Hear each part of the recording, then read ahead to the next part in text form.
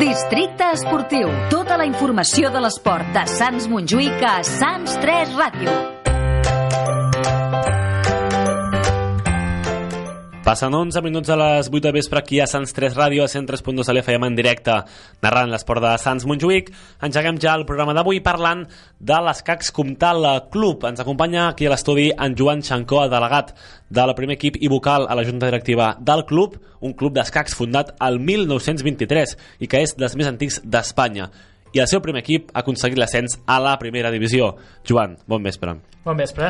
Posem en context primer de tota l'audiència, repassem la pel·lícula de la temporada. El primer equip del Comtal es va proclamar campió del grup 2 de la segona divisió nacional amb un ple de victòries i signant l'ascens a la primera divisió. Després de l'èxit va afrontar la primera eliminatòria contra el Llinars, que va acabar amb empat a 5, però ara ho comentarem, van acabar sumant la victòria, i la segona, al cap d'un mes, contra el Castelldefels, també van guanyar i es van convertir en el millor equip de la segona divisió. Joan, per començar, esperàveu aquest bon rendiment? No, home, no, un ple de victòries mai s'espera. Sí que lluitaven per intentar pujar, però va ser una sorpresa, no? Anant quedant amb molts resultats i mira, al final ens vam trobar amb l'ascens i el lideratge de tot el grup. A poc a poc, partida a partida, partida a partida, no arriba al pequeño. El que sempre diuen l'esport. Anem pas a pas, parlant primer de la temporada. Podem dividir la temporada en 3 fases. Comencem per la lliga regular amb 10 jornades, ple de victòries. Com va aquest campionat? Doncs, bueno, una mica el que dèiem, a poc a poc. Som 10 jugadors i aleshores vas trobant setmana a setmana i són rivals, tots els rivals són molt competitius, no? I són equips de tota Catalunya i tothom vol guanyar perquè baixen 3 i només puja un, aleshores és una lliga molt competitiva. I bé, hem tingut un parell de fitxatges aquest any que han donat un molt bon rendiment i ens vam trobar amb victòries in extremis, no? Que es diu, que una mica de sort en algunes rondes, no? Que si no el 9 de 9 és impossible. I bé, sorprenentment vam acabar primers de grup sense sin comer ni beber, no? Quasi. Ara comentarem com es gestiona una competició d'escacs, perquè és realment molt interessant. Abans, però, vau quedar líders, vau accedir a l'eliminatòria contra el Llinars, que va suposar, i vau empatar a 5, però vau guanyar. Com va anar això? Bé, bueno, és el sistema de desempat. El nostre som 10 jugadors, aleshores cada victòria de cada jugador suma uns punts segons a quin número de tauler juga. El número 1, el tauler número 1 és el millor jugador de cada equip i la victòria són 10 punts. El número 2, 9 punts. I així successivament fins que l'últim jugador suma un punt en aquest desempat. En el cas del Llinars, nosaltres vam perdre el primer tauler, però vam guanyar en els 3 següents taulers. I això ens va donar un desempat més alt que el de Llinars. Bàsicament. Per tant, empat a 5 contra el Llinars en una eliminatòria que servia per decidir, després també amb el Castelldefels, el millor equip de la categoria. Exacte. La categoria és catalana, aleshores hi ha 3 grups que juguen a aquesta categoria, 4 grups, perdó.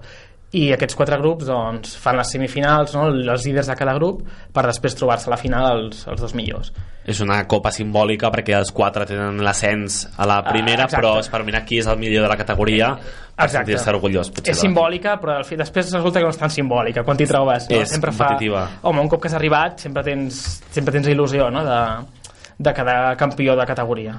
I després, a la segona ronda, la final, podríem dir, d'aquesta eliminatòria, victòria clara per 2,5 a 3,5, no sé si es diu així. 6,5 a 3,5 contra el Castelldefels, partit o eliminatòria partida còmoda per a vosaltres? No, en absolut. De fet, va ser, en alguns moments duràvem el maig molt ajustat o perdut, però al final un parell de partides van resoldre a favor i alguna en contra, com va ser el meu cas també, i bé, vam aconseguir la victòria, però el resultat pot semblar més o menys avoltat, però en cap cas va ser així.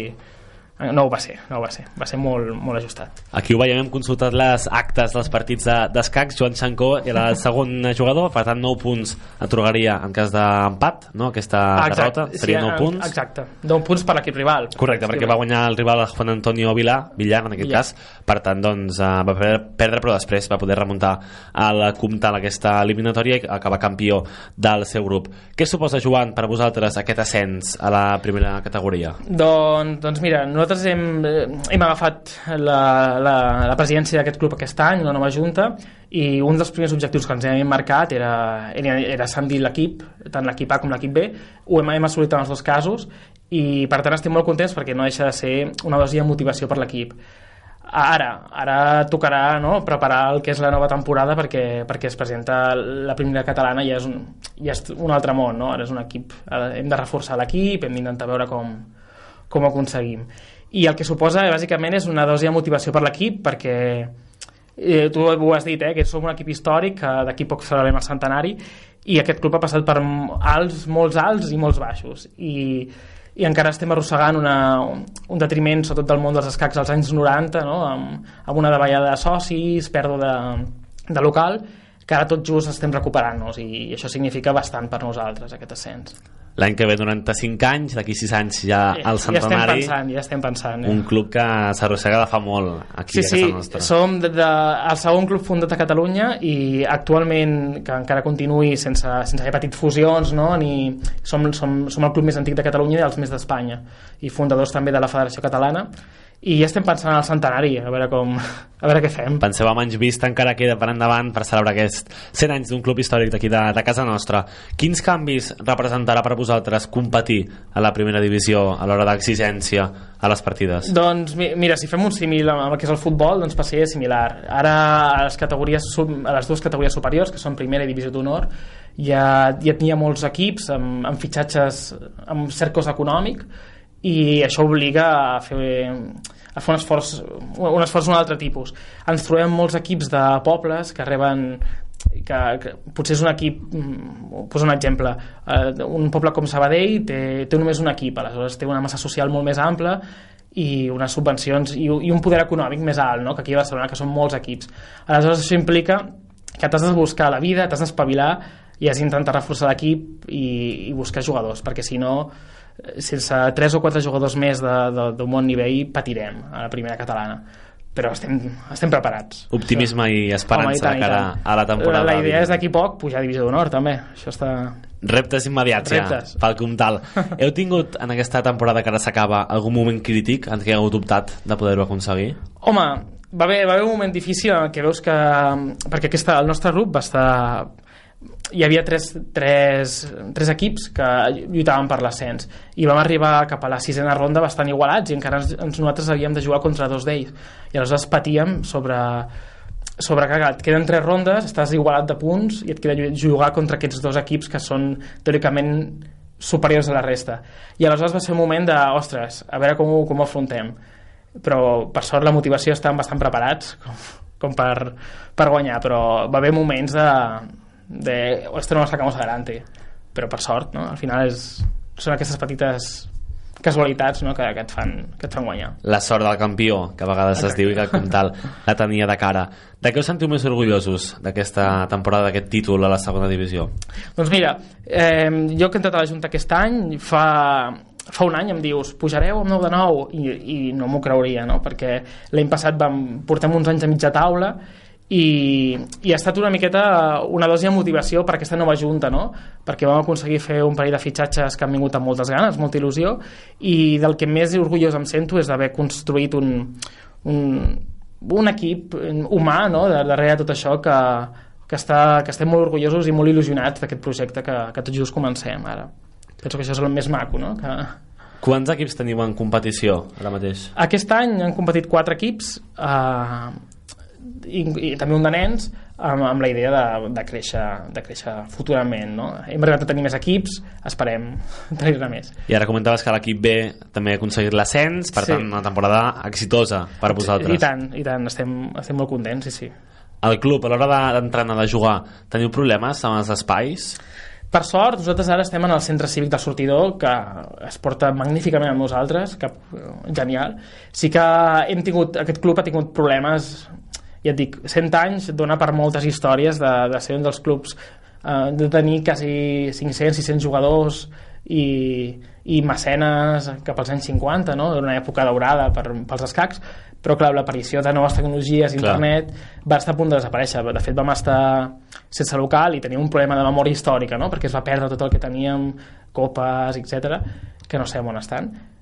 Clar, a l'hora de perdre local, no? I ara estem en un procés encara de recuperació, no? Estem encara arrossegant, això ja et dic, uns anys 90 que van fer mal a la història d'aquest club. Deixa'm aturar un moment això que comentes. Per tant, heu perdut copes a l'Escacs Comtal Club. I tant. Té copes guanyades que no sap on paren. I tant. Clar, pensa que aquest club va ser dels millors d'Espanya, de cada subcampió d'Espanya, per exemple. I tots aquests trofeus no sé on són, perquè clar, aquest club va arribar a estar al Cafè Zúrich, actual Cafè Zúrich de plaça Catalunya, allà va tenir seu, també un local enorme que hi havia al carrer de les Flors, i pagat per un mecenes també, i 500 socis que pagaven quota, amb casino, era un espai molt gran d'oci, dic anys 50, anys 60, però al moment que els mecenes desapareixen, que proliferen altres clubs d'escacs, que les noves tecnologies apareixen, televisió, internet, aleshores hi ha menys interès per jocs, no? O esports com els escacs, hi ha una davallada molt important, i vam arribar de 500 socis, vam passar en relatiu en pocs anys a potser 10 o 11 socis, sense local, no? I aleshores sense local totes aquestes copes van desaparèixer.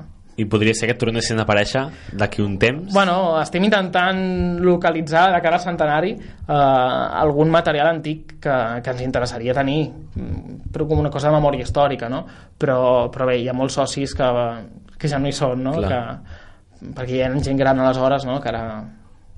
Però bueno, estamos en ello. Podríem fer una crida a l'audiència, si algú té una copa del Comtal Escacs Club, que ens faci saber i la tornem al o fotografies al club, o qualsevol material historiogràfic que pugui definir aquest club. Parlem ara de la competició en escacs. Com funciona? Com es gestiona un campionat d'escacs com aquest que heu guanyat aquesta temporada? Doncs de campionats d'escacs hi ha dos tipus, els que són per equips, com és la lliga aquesta, i els que són individuals, que són, la majoria de tot l'any són individuals, no? Com els escacs són esport individual. Els d'equips es conformen per equips de jugadors, i cada jugador fa una partida amb el jugador de l'altre equip, i se sumen els punts, i a partir d'aquí és quan tenim el resultat. Aleshores, aquesta lliga, nosaltres en aquesta divisió, doncs és una mica similar a tots els esports.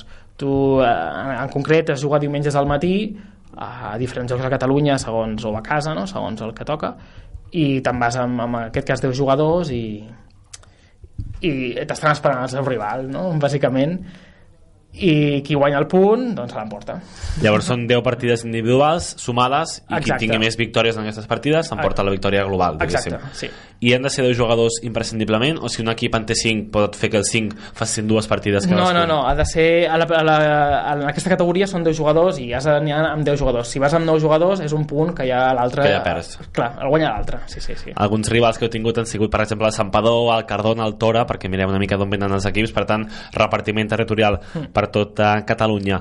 Dins d'una partida, ara comentaves, guanya un jugador, s'emporta un punt, i si hi ha empat... Es reparteix, meitat i meitat. Això és el que es diu taules, no? Que es coneixen en el llenguatge de l'escacs. Taules, repartiment de punts. Exacte.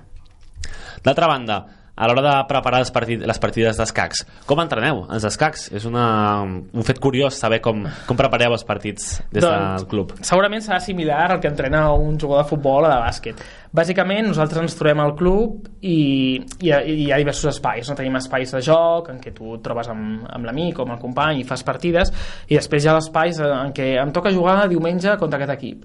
Doncs aleshores has de mirar a bases de dades aquest equip quins jugadors ha presentat aquest jugador, i aquest jugador que juga normalment amb el blanques o amb negres, segons el que tu toca. Aleshores et prepares la partida en funció del que el teu rival penses que et podrà jugar. Què passa? Que al mateix temps el teu rival és probable que també es prepari una cosa i així és, i aleshores també després depèn del teu repertori habitual i del teu entrenament que portis dia a dia, no? Aposteu per tecnologies a l'hora d'entrenar? Home, és bàsic. De fet, hi ha hagut un canvi substancial als escacs des de fa uns quants anys a nivell de jugadors, d'interès i de millora en el joc, no? Sobretot si mirem campions mundials, cada cop són millors perquè és molt més fàcil tenir accés a teoria i a base de dades. Sí, és indispensable.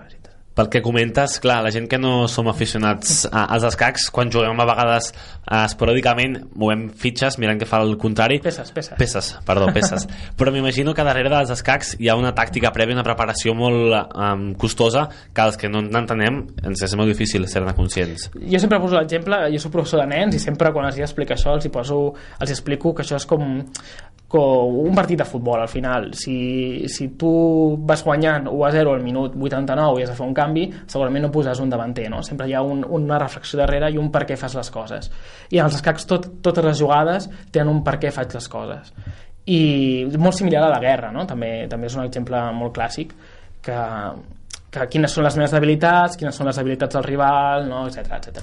Per tant, el més bàsic, quan tu mous un paó, o el segon paó que mous per a començar la partida, té un motiu a darrere de ser, és a dir, que moure el primer o l'últim significa alguna cosa, per tant això s'ha de pensar prèviament. Exacte, té un motiu, exacte. Tot està reflexionat. Tot està reflexionat. Què diries que és el més difícil de jugar a escacs? Difícil de jugar a escacs? Ostres, ara et podria dir un factor social, no? D'estigmatització, però no, que Hollywood ha fet molt de mal en els jugadors d'escacs, però si em parles de nivell esportiu, potser és